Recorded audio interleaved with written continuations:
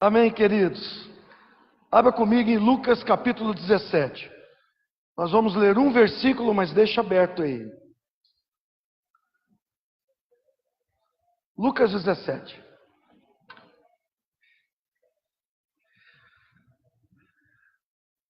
Verso 5.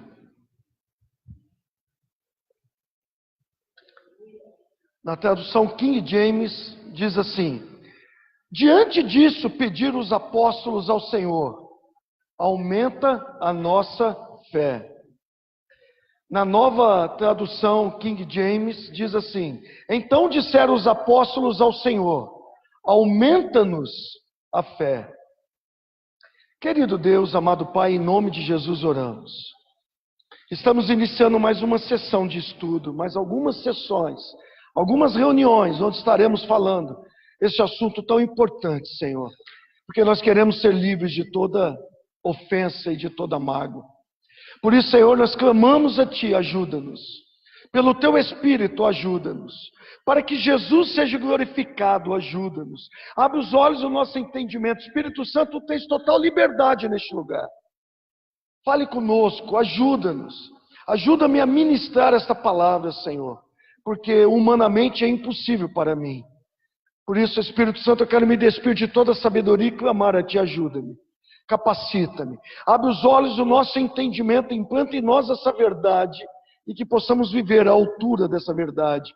Senhor, desde os últimos ensinos, nós temos falado de princípios que a igreja tem esquecido.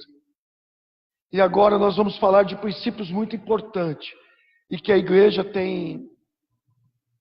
não tem atentado, mas nós queremos atentar, porque nós queremos experimentar um avivamento. Ajuda-nos. Vem neste lugar, envia os teus anjos para nos guardar e que todo mal bata em retirada deste lugar. Que cada mente aqui seja voltada ao senhorio de Jesus Cristo, nosso Senhor, e ao ensino do Espírito Santo. E nós oramos o bendito nome de Jesus e todos dizem. Diz que os apóstolos, os discípulos vieram até Jesus e pediram, ajuda-nos, em outras palavras. Ajuda-nos aumentando a nossa fé, em outras palavras. O interessante é que esses homens viram Jesus ressuscitar morto. Esses homens viram Jesus curar paralíticos. Esses homens viram Jesus abrir os olhos de cegos, os ouvidos de surdos. Esses homens viram Jesus multiplicar para uma multidão de pessoas, para muito mais de 5.000 pessoas. 5 pães e 2 peixes. E não obstante a isso, em nenhum momento diante desses milagres espetaculares, eles falaram, Senhor, nos ajude aumentando a nossa fé. Senhor, aumenta a nossa fé. Em momento algum, diante de todos esses milagres, os discípulos pediram para Jesus aumentar a fé. Então o que aconteceu para que eles pedissem, Senhor, nos ajude, aumenta a nossa fé?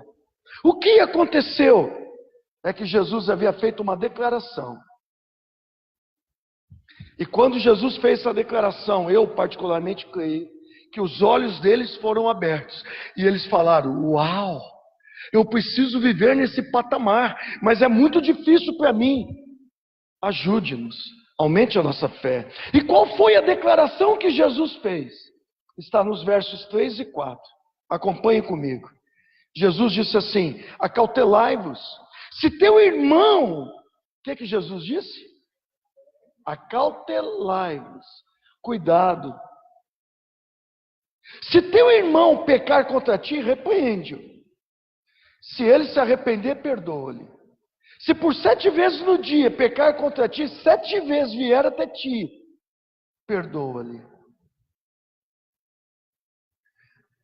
Jesus disse isso. E a seguir, no verso 5, eles disseram assim, Senhor, aumenta a nossa fé. Quem tem ouvidos? Não foram os milagres incríveis que fez eles pedirem para que Jesus aumentasse a fé. Não foi isso. Foi quando Jesus disse assim, aquele teu irmão que pecar contra ti, perdoa ele. Não receba ofensa no seu coração. Não fique magoado com ele. Seja livre de qualquer ofensa. Perdoa-lhe. Perdoa-lhe. No verso 1, Jesus disse: é impossível que não venham os escândalos. Algumas traduções, como essa nova tradução King James, diz assim: é impossível que não venham as ofensas, mas ai daqueles por meio de quem as ofensas vierem. Algumas traduções usam a palavra escândalo. A maioria das traduções para o português usa a palavra escândalo. É que a ofensa, no original grego, significa escândalo. Há uns anos atrás, e qualquer dia eu volto a ministrar, eu ministrei aqui sobre Mateus capítulo 11, versículo 6, quando Jesus fala acerca de João Batista: olha, diga para João Batista que os enfermos estão sendo curados, os cegos estão enxergando.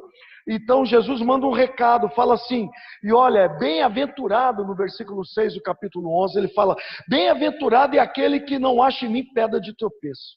Bem-aventurado é aquele que não acha em mim motivo de escândalo. Ou seja, bem-aventurado é aquele que não acha em mim motivo de mágoa ou ofensa, que não acha que o dissabor que está passando na sua vida, que o momento difícil está passando na sua vida, ou algo que aconteceu na sua vida, a culpa é minha. Bem-aventurado é aquele que não se magoa comigo, que não se ofende comigo. É que a palavra ofensa, a palavra ofensa no grego significa, veio do original, né? Deixa eu ver aqui onde eu marquei. Escândalo. Repita comigo, escândalo. Mais uma vez. Só mais uma vez. E o que significa isso? Essa palavra descrevia o gatilho da isca de uma armadilha para pegar pequenos animais ou aves. Escândalo, no original, descrevia o gatilho da isca de uma armadilha para pegar pequenos animais ou pequenos pássaros. O caçador, ele preparava uma armadilha e colocava a isca no escândalo. E quando o animal chegava, pronto, ele estava preso ou morto. Desta forma, segundo os ensinamentos do pastor John Bevere, a ofensa é a isca de Satanás para colocar o crente sob o cativeiro do diabo. A ofensa, quando você recebe a ofensa, você caiu na armadilha. Quando você fica magoado, quando você fica chateadinho, ofendidinho, você caiu na armadilha do diabo, para que o diabo tenha preso a sua vida. E é sobre isso que nós vamos falar nas 12 ministrações seguintes. Paulo confirma isso quando ele escreve a Timóteo. 2 Timóteo 2, 24 e 26. Diz assim: ora, um servo do Senhor não deve brigar, mas ser gentil com todos. Ser gentil com a sua esposa, ser gentil com o seu esposo, ser gentil com o seu pastor, ser gentil com o seu irmão, ser gentil com o seu empregado, ser gentil com o seu patrão, ser gentil com todos, até com os palmeirenses, querido. Nós precisamos que Deus aumente a nossa fé, para que sejamos gentios com os palmeirenses, entendeu? Fazendo uma parte aqui, eu recebi hoje, né? 1905, ele não. E foi até 2018, ele não. Aí o cara falou: não estou falando de política não, é que ele não foi, é que o Palmeiras não foi campeão mundial em nenhum desses anos. Poupei o pastor Hamilton dessa. Tem gente que cortar isso aí? Não tem. Tenho aqui, obrigado. Tenho, obrigado. Vamos ler de novo? Corta isso aí. Esqueci. Vamos lá, vamos ler de novo. 2 Timóteo 2, 24 a 26, agora com seriedade, afinal, estamos numa igreja de crentes, né, irmão? Ora, um servo do Senhor não deve brigar, mas ser gentil com todos, capaz de ensinar e paciente em humildade, corrigindo aqueles que se opõem a ele, na expectativa de que Deus lhes conceda arrependimento, para que possam conhecer a verdade. Agora observe o verso 26. E para que eles possam voltar aos seus sentidos, Repita comigo: se voltar ao seu sentido e escapar do laço, ou seja, da armadilha do diabo. Voltar ao seu sentido para escapar da armadilha do diabo, tendo sido feito cativos por ele. Por ele quem? Pelo diabo, para fazer a sua vontade.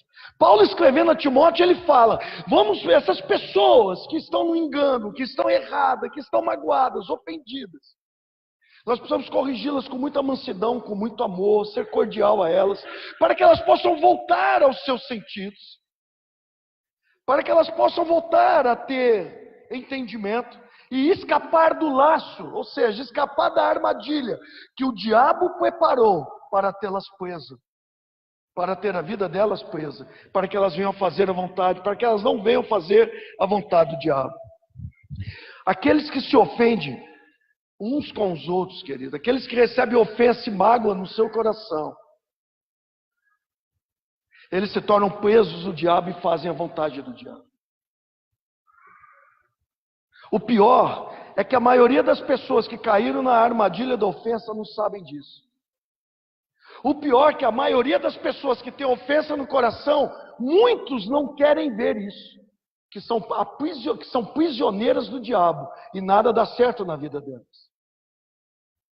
Por isso Paulo disse, para que eles voltem ao sentido, ou seja, que eles tenham lucidez, que eles tenham entendimento, para que eles possam querer sair desta prisão, sair dessa armadilha, sair desse laço. Porque a maioria das pessoas não estão percebendo isso. Porque a maioria das pessoas não estão enxergando isso. Elas estão apenas vendo, mas não estão enxergando. Até que a verdade de Deus seja anunciada. Observe, um caçador, por exemplo, se ele quer pegar uma presa, ele precisa colocar uma armadilha de forma inteligente. Se a armadilha for mal feita, for muito óbvia, não vai pegar nada. Imagina o pastor Hamilton nas suas pescarias, pegando um anzol, pulando no rio e falando lá dentro: vem cá, peixinho. Corta aí. Ô Marcelo, você que leva o pastor para pescar, né, Marcelo? Já pensou o Marcelo e o pastor Hamilton com a isca dentro lá? Não vai pegar peixe. O diabo não é diferente. O diabo é astuto, querido, ele é sagaz. Ele sabe como prender os cristãos. Ele sabe como enganar os cristãos. Ele sabe como colocar uma armadilha para aprisionar os cristãos. E como ele faz isso? Colocando a ofensa. Se você a acatou, se você a recebeu, a ofensa é a isca. Repita comigo, a ofensa é a isca que o diabo usa para prender pessoas. Em Mateus 24, quem quiser ir abrindo, Mateus 24, abre aí. Em Mateus 24, Jesus falou dos últimos dias. Estamos vivendo os últimos dias. Fala para o seu vizinho, estamos vivendo os últimos dias. E os discípulos fizeram uma pergunta para Jesus: olha, quais os sinais? Quais as evidências teremos, ou vamos ter nos últimos dias, que demonstram a sua segunda vinda, que demonstram a sua volta? Que evidências vamos ter? Então Jesus fala de várias evidências, de várias coisas que acontecerão. E ele fala de coisas que acontecerão, por favor, olhem para mim, queridos. E eles falam de coisas que acontecerão no meio do povo de Deus. Ele fala de coisas que acontecerão, em outras palavras, dentro da igreja de Jesus Cristo na terra. Então, Mateus 24:10 diz assim: e muitos ficarão ofendidos, trairão um ao outro e odiarão um ao outro.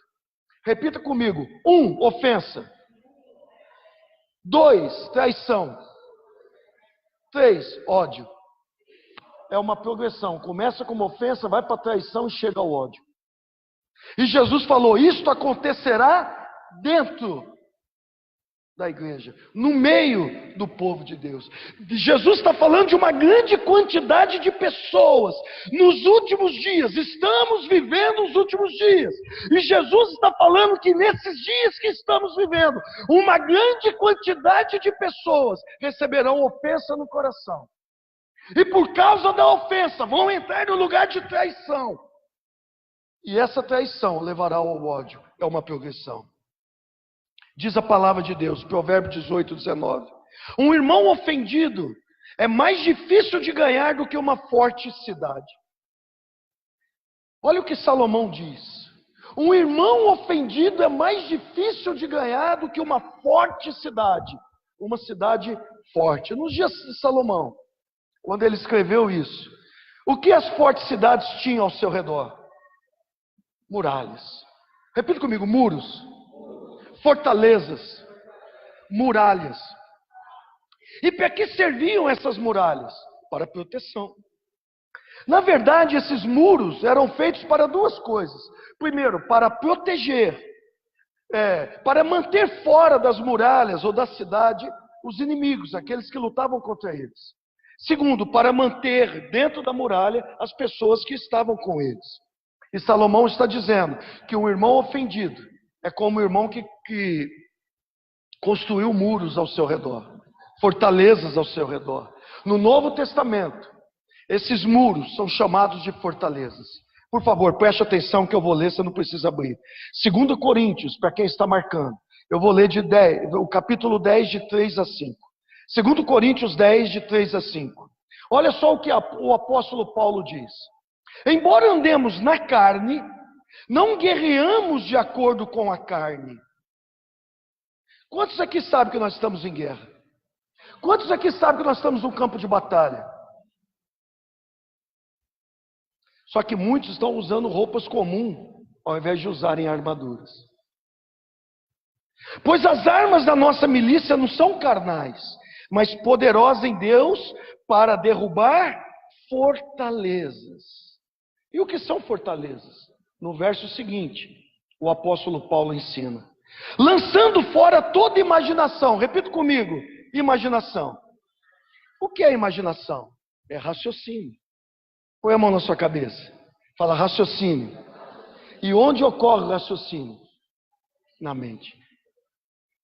As fortalezas na mente. E toda altivez que se exalte contra o conhecimento de Deus. Aonde temos o conhecimento de Deus? Na mente. É no espírito, pastor? Sim. Mas ele vem para a mente, a alma. É na mente. E toda altivez que se exalte contra o conhecimento de Deus, trazendo todo pensamento. Onde que está o pensamento? Cativo à obediência de Cristo. Então, o que são as fortalezas? Lembra que quando nós falamos de honra, nós falamos de padrão de comportamento? O que são fortalezas? São padrões de pensamento. Os padrões de comportamento fizeram com que aqueles homens, os exemplos que nós demos, perdessem aquilo que Deus havia conquistado para eles. Assim como os padrões de pensamentos contrários àquilo que é a natureza de Deus e a palavra de Deus, faz com que a gente fique preso pelo diabo. O que são fortalezas? São raciocínios, são padrões de pensamentos contrários à vontade de Deus. Veja, a palavra de Deus é um reflexo da natureza de Deus. Repita isso comigo, a palavra de Deus é um reflexo da natureza de Deus. E qual é a natureza de Deus? Fala para o seu vizinho, amor. Deus, ele não tem amor. Deus não tem amor. Deus é amor. A natureza de Deus, Deus é amor. E você sabe o que o amor faz? Faz você dar. O amor faz você servir. Eu lembro quando eu nasci de novo, eu voltei para casa vendo o mundo de outra cor. Sério, queridos. vendo tudo de forma mais nítida. Havia tanta alegria, tanta paz no meu coração, como nunca havia tido até então, naquele momento. E eu queria dar dessas águas para todo mundo que eu encontrava. Para todo mundo que eu encontrava, eu queria dar dessas águas, eu queria servir e levá-las a Cristo, e falar do amor de Cristo, e levá-las para a igreja. Eu creio que assim é com muitos. Quando nasce de novo, elas querem dar, elas querem servir. O Flavinho começou a servir até a sogra dele. O pior é que está transmitindo, agora que eu lembrei.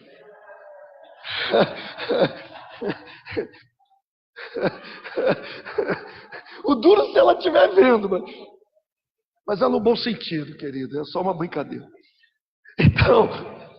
Então talvez você estava nesse amor, servindo pessoas, dando a si mesmo, dando tudo que as pessoas precisavam e queriam e necessitavam, enfim.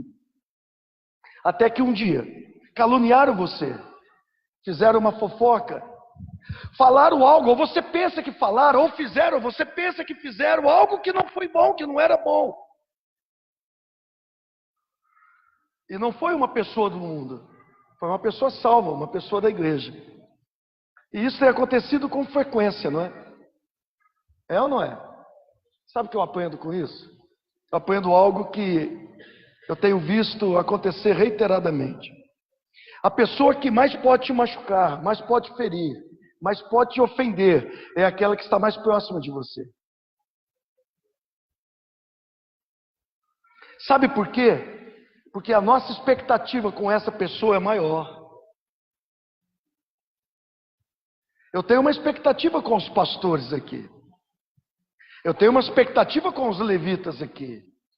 Eu tenho uma expectativa com pessoas que eu sei que tem ministério aqui e querem um ministério. Desses eu exijo mais. Agora, tem pessoas que eu vejo que não está nem aí, desses eu exijo menos. Porque a minha expectativa é menor. Porque quem se faz escolhido, quem é? Sou eu que escolho? Não, é você que se faz escolhido. Então, se você está se fazendo escolhido, a minha expectativa com relação à sua vida é muito maior. Então, nós geramos expectativas sobre as pessoas. E se elas não cumprem as nossas expectativas, nos ferimos. Ficamos mimadinhos, ofendidos, magoados.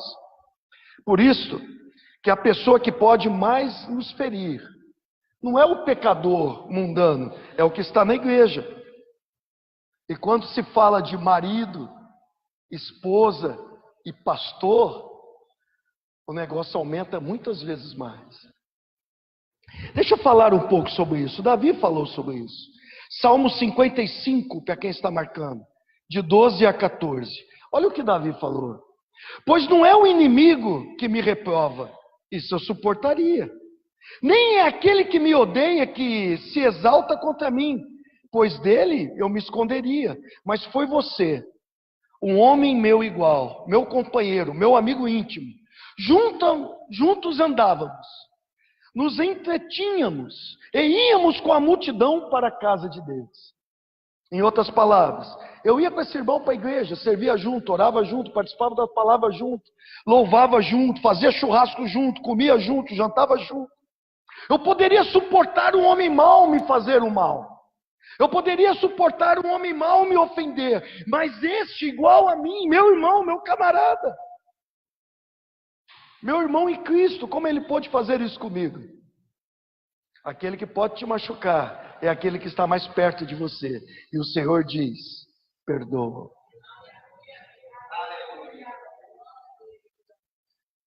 Sabe por que é difícil perdoar? Sabe por que recebemos ofensas? É porque nós estabelecemos níveis de expectativa. Deixa eu ver se eu consigo explicar isso. Da outra vez eu desenhei aqui, o Lindomar criticou meu desenho. Alguns irmãos riram do meu desenho, mas não é, querido. Aquele círculo, só os sábios via ele bem redondinho. Quantos viram ele bem redondinho? Olha lá, tá vendo? Tá vendo? Sábios. Perfeito, só os sábios viram. Brincadeira. Estava perfeito. Mas nós criamos níveis de expectativas que, se não forem atendidas, nos ferem. Por exemplo, digamos que na altura do chão a expectativa é 0. Digamos que na altura do tornozelo a expectativa é com relação ao mundo. Digamos que na altura do peito a expectativa seja com os irmãos da igreja. Digamos que na altura da cabeça a expectativa seja com o cônjuge, esposo ou esposa. E digamos que acima da cabeça a expectativa é com o pobre pastor.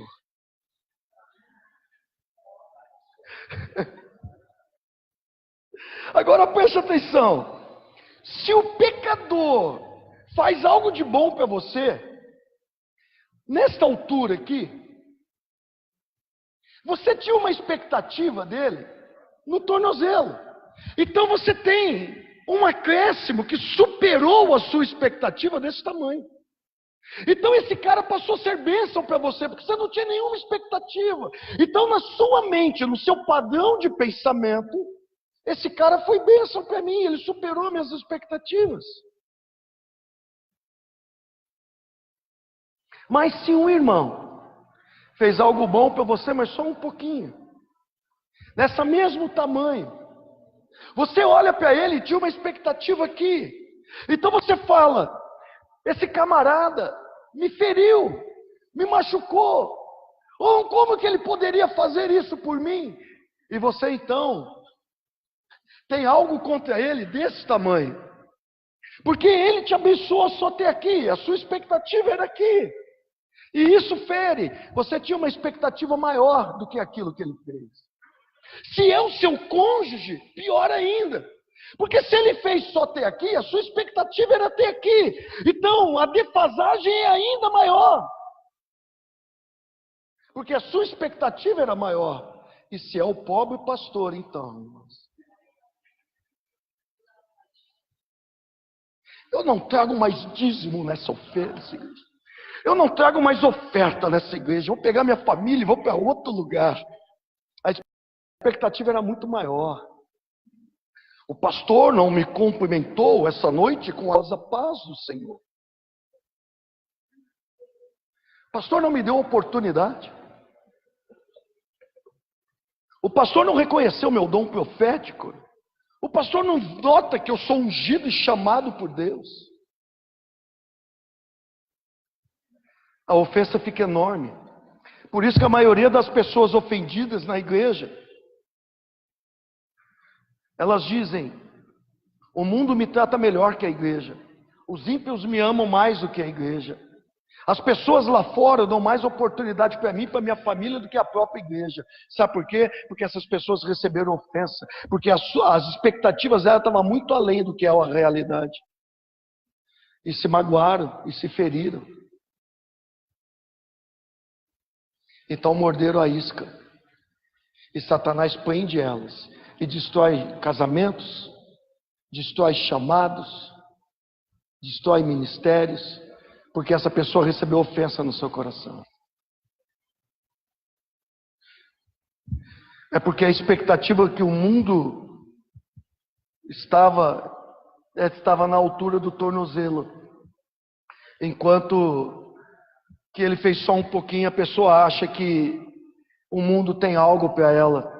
Então fala, o mundo é melhor do que a igreja, porque se magoou, porque se feriu. Mas Jesus falou, bem-aventurado é aqueles que não se ferem comigo, que não se ofendem comigo, que não acham que eu serei pedra de tropeço. Voltando para o Mateus 24, Jesus diz que muitos se ofenderão, muitos trairão e odiarão. Uma progressão, ofensa, traição e ódio. Um cristão ofendido, ele constrói muros. Por isso, ele não busca mais dar, e dar, e dar, e servir, e servir, e servir. Porque ele construiu muros. Os muros levantados pelas pessoas que se ofendem, elas só servem para resistir e se proteger. O foco não é mais dar e servir. O foco agora é resistir e se proteger. Então, essas pessoas se tornam como o Mar Morto em Israel. Repita comigo, o Mar Morto em Israel. Eu explico. Israel tem 2 mares. Tem o Mar da Galileia e tem o Mar Morto. Repita comigo, Mar da Galileia e Mar Morto. O Mar da Galileia está ao norte de Israel. E ele é alimentado pelas águas que vêm das montanhas. E o interessante é que, de graça, o Mar da Galileia recebe essas águas. De graça, o Mar da Galileia libera essas águas para o sul. As mesmas águas que ele recebe são as mesmas águas que ele libera. As mesmas águas que ele recebe são as mesmas águas que ele libera. A mesma unção do Espírito que você recebe é a mesma unção e sabedoria do Espírito que você libera. Consegue entender isso? De graça recebe, de graça dá. E por causa disso, e o resultado disso, é que o Mar da Galileia é cheio de vida. As mesmas águas que correram do Mar da Galileia agora correm pelo Rio Jordão. E chegam pelo lado norte do Mar Morto. Só que acontece algo aqui. O Mar Morto não libera as águas, ele só retém as águas. O Mar Morto, ele não flui as águas, ele só retém as águas. E o resultado é que cada pedacinho de vida que cai lá, morre. Porque ele retém, ele não libera. Porque ele não dá, porque ele retém, porque ele não libera. Tudo que cai, morre. Assim são as pessoas que se ofendem e constroem muro ao seu redor. Tudo que vem, ela retém.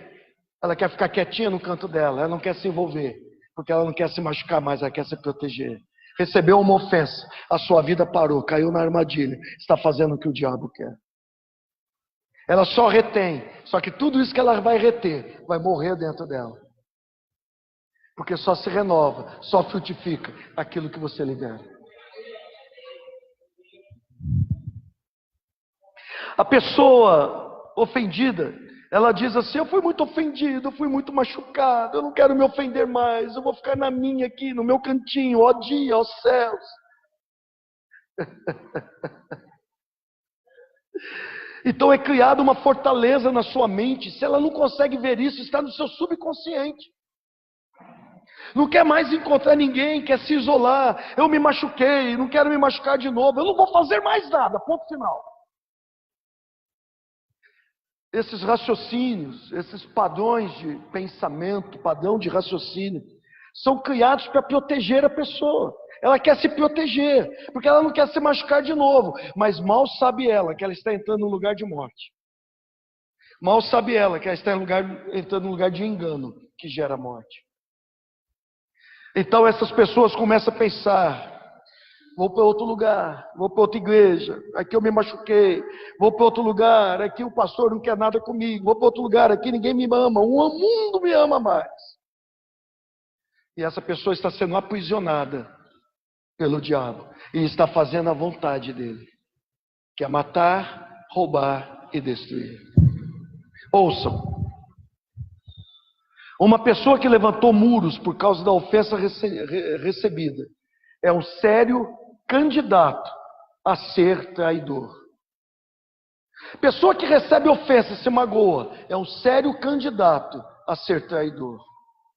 Sabe, muitas vezes na igreja nós não entendemos muito sobre traição, porque existem níveis de traição. Quando nós falamos de traição, nós lembramos de quem? Judas. Quando ouvi do Senhor sobre traição, a primeira pessoa que veio na cabeça, Judas.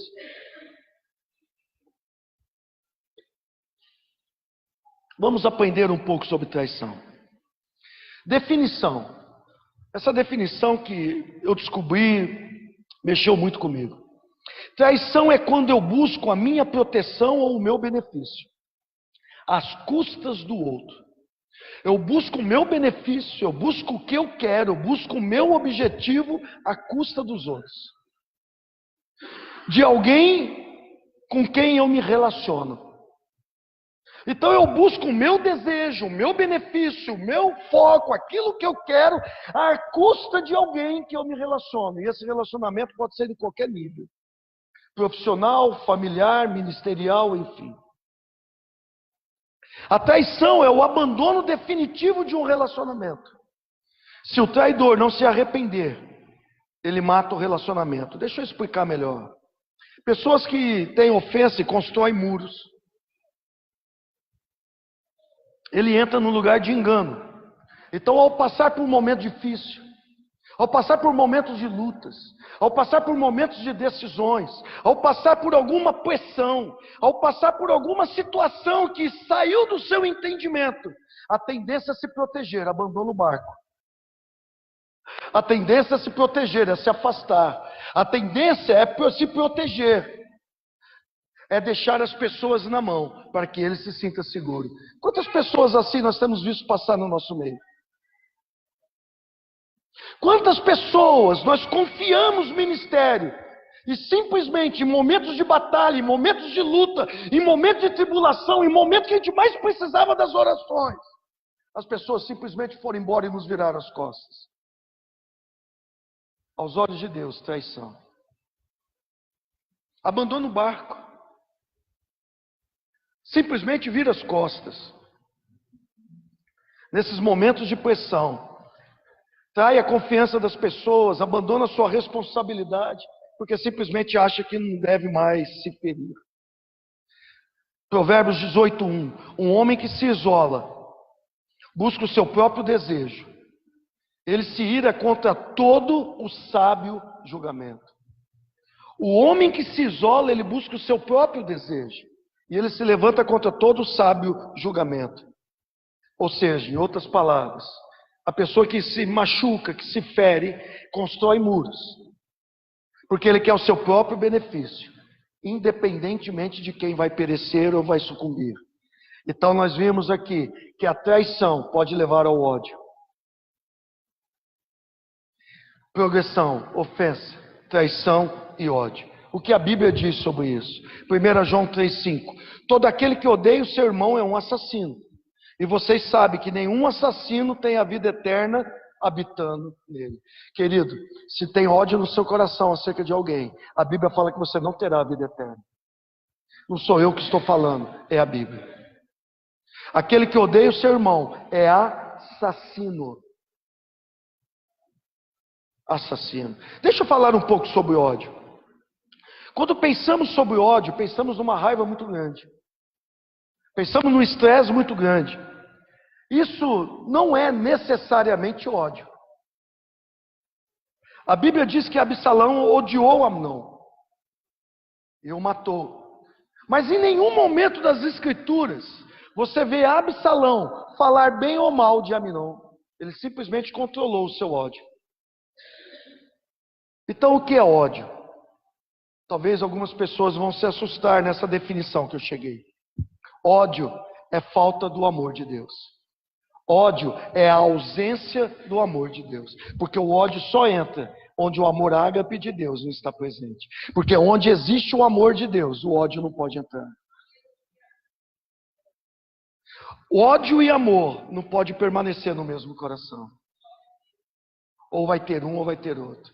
O ódio é não ter o amor de Deus. O ódio é o espaço vazio do coração de uma pessoa. Espaço vazio sem o amor de Deus no coração de uma pessoa. Né? Não pode ter dois senhores. É o que o pastor Hamilton leu aqui. Não pode ter dois senhores. Fala para o seu vizinho, vamos meditar. Vamos buscar. E vamos perseverar no amor de Deus. Lição de casa, querido. 1 Coríntios 3, 4-8. Meditar nisso. O amor de Deus é a força mais poderosa de todo o universo. Eu estou convencido que a igreja que Jesus virá buscar é uma igreja que sabe amar. Eu sou convencido que a igreja que Jesus virá buscar é uma igreja que verdadeiramente anda no amor de Deus.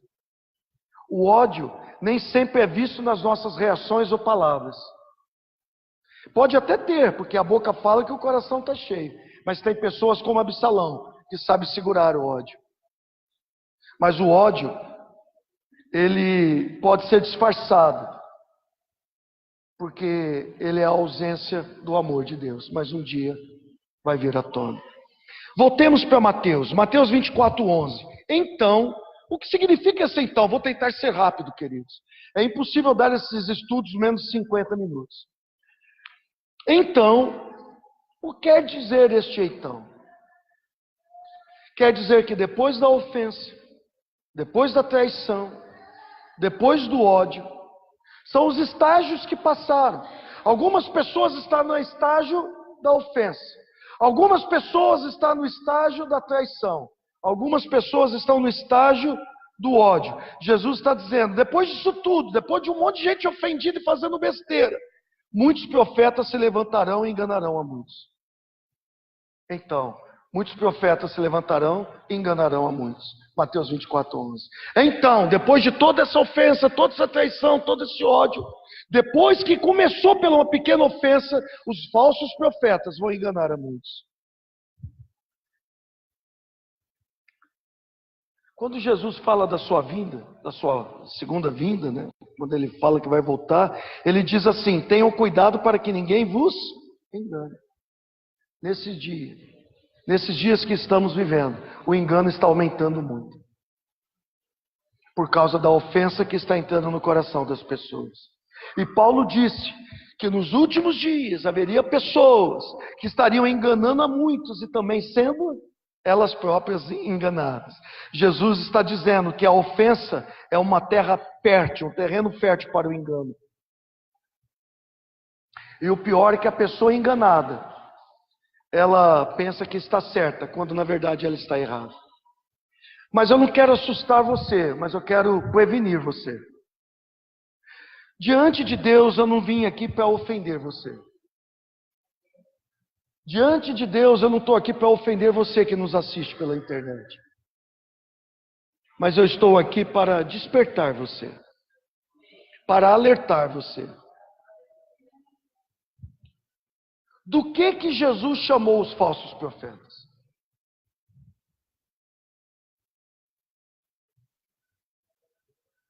Mateus 7,15.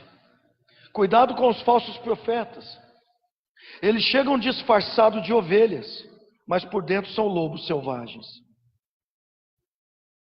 Jesus disse que os falsos profetas são lobos em pele de ovelha.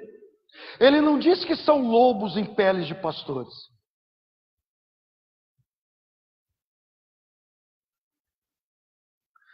É muito comum nós buscarmos o falso profeta no púlpito. Existe.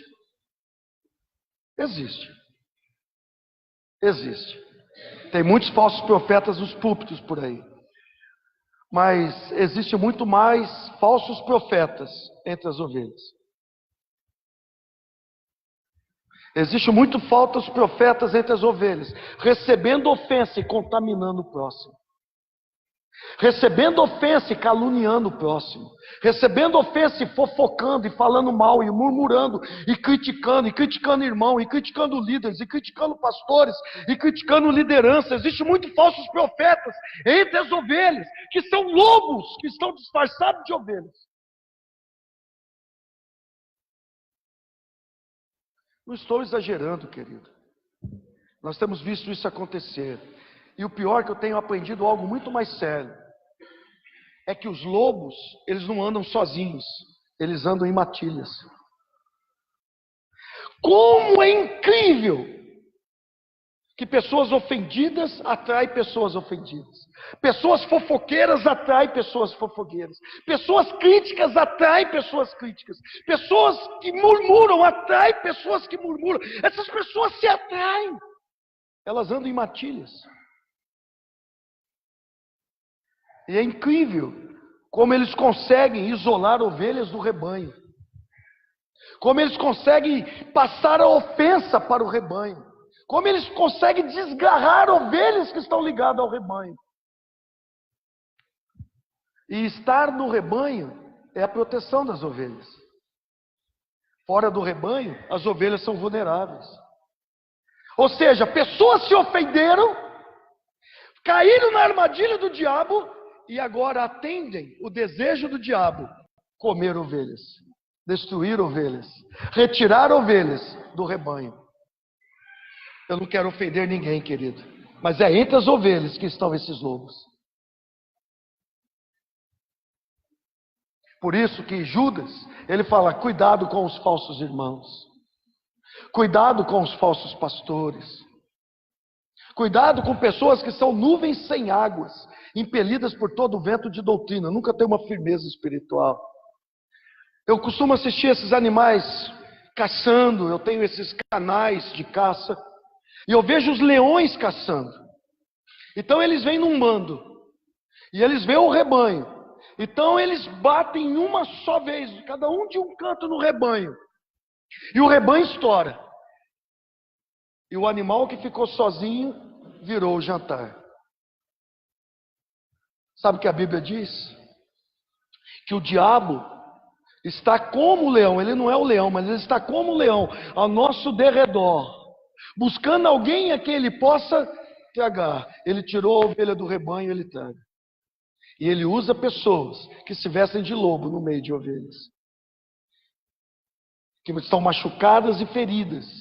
E por causa disso, então, elas atendem o diabo.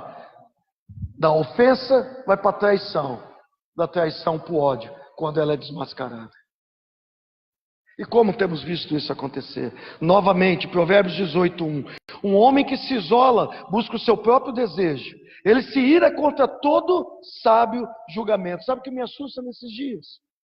Você pode estar numa grande igreja, numa grande família, mas o isolamento, ele não começa externamente. Ele pode terminar externamente.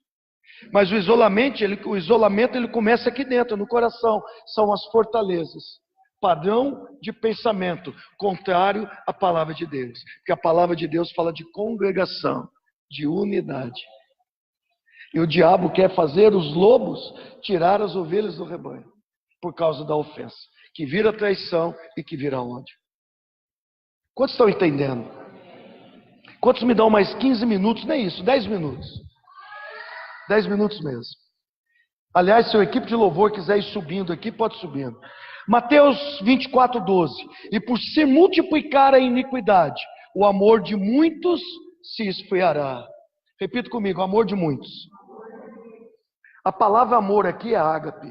É um amor incondicional. É um amor que o homem natural, que o mundo não pode ter, não pode receber. Mas nós recebemos quando arrependemos do nosso pecado e recebemos Jesus como nosso Salvador. Então fomos cheios do Espírito Santo.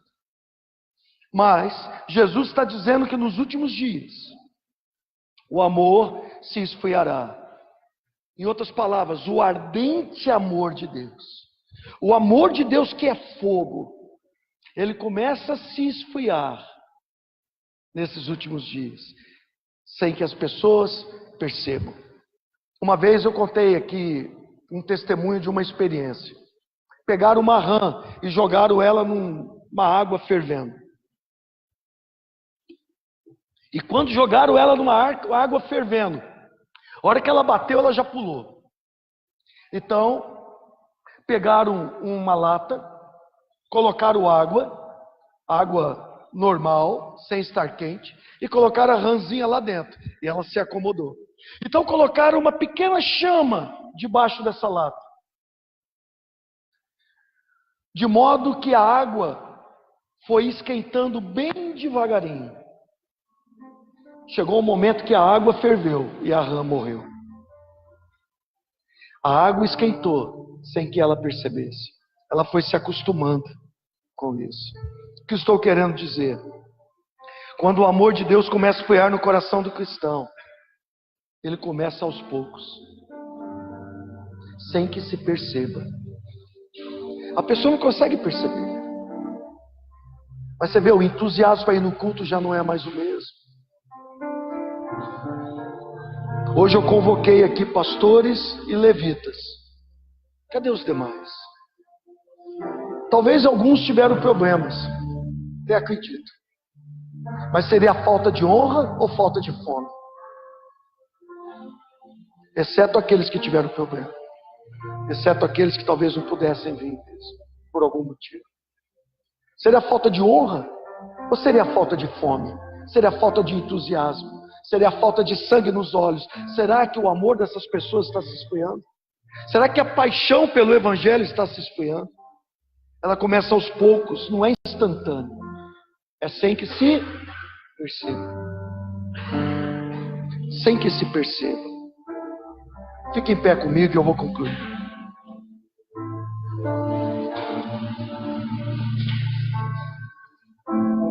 Olha para o seu vizinho e diz assim: fique longe da ofensa. Olha para o outro lado e fala assim: não receba ofensa na sua vida. E fala para os dois agora: ofensa destruidora. Jesus disse que haveria muita ofensa nos últimos dias. Muita ofensa nos últimos dias. Ofensa que leva à traição e que leva ao ódio. É uma progressão. E o ódio é a ausência do amor de Deus. Agora veja. O amor de Deus, vou deixar bem devagar aqui. O ódio é a ausência do amor de Deus. Agora medite comigo. O amor de Deus é a própria natureza de Deus. Isso significa que se eu não tiver o amor de Deus em mim, eu estarei sem o próprio Deus. Isso significa que se eu tenho ódio no meu coração, eu estou longe de Deus, porque a essência de Deus, a natureza de Deus é o amor.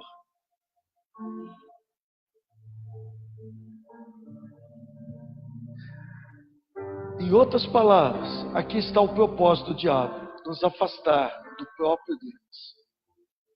A ofensa é a isca que nos afasta de Deus. É a isca que o diabo tem para nos prender e fazer com que nós venhamos atender os seus desígnios. Porque da ofensa vem a traição, da traição vem o ódio.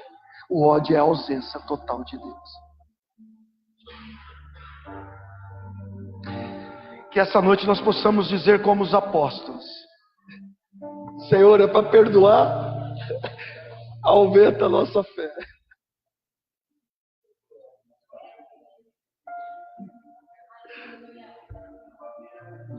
Aumenta a nossa fé.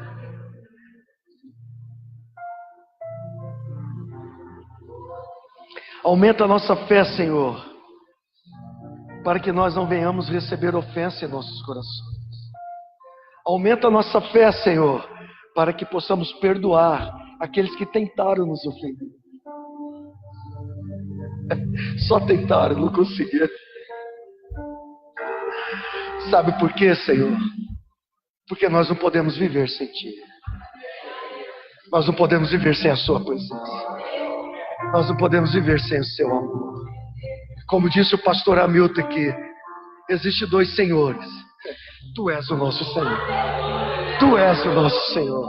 E a Tua natureza, ó Deus, está em nós. E a Tua natureza é o amor. Então, nós vamos dar. Nós vamos servir. Nós não vamos construir muros. Porque nós não recebemos ofensa em nossos corações. E é sobre isso que eu vou falar as próximas 11 quintas-feiras.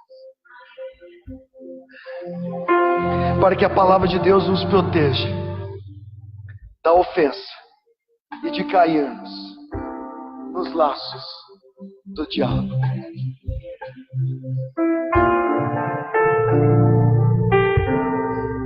Feche seus olhos e adore a Deus.